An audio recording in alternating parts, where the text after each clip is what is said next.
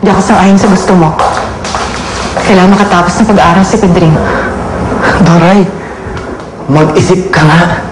Sa school, hindi natin mababantayan ang anak natin.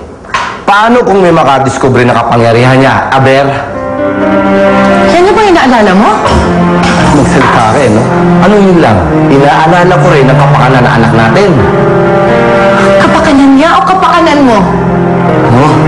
Kung magsalita ka, parang akala mo ako lang nakikinabang kay Pedring. Parang akala mo, hindi ka nakikinabang kay Pedring. Ano to mga to, ha? Hindi ka nakikinabang kay Pedring. Ano to? Hindi ko kailangan ng mga yan. Ang hiling ko lang naman, mahalin mo yung anak natin.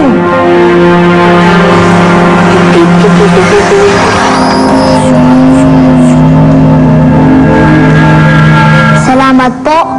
Tinupad niyo yung hiling ko. Siguro, yung ako yung pinakamasaya sa buong mundo.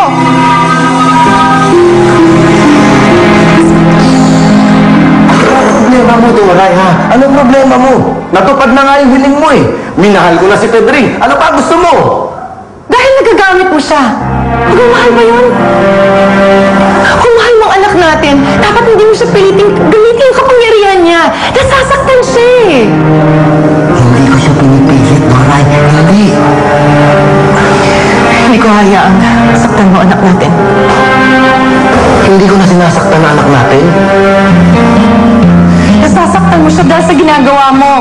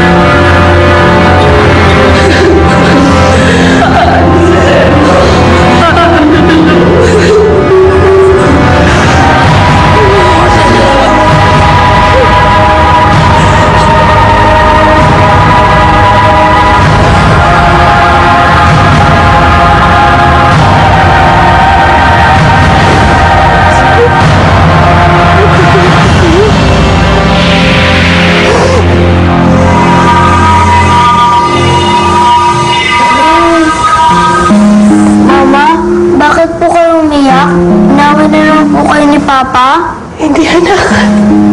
Masaya lang ang nanay mo. Masaya lang ako. Mama, sabi po ni Papa, Mama na! Mama, gusto mo pakita ko sa'yo yung sayo ko?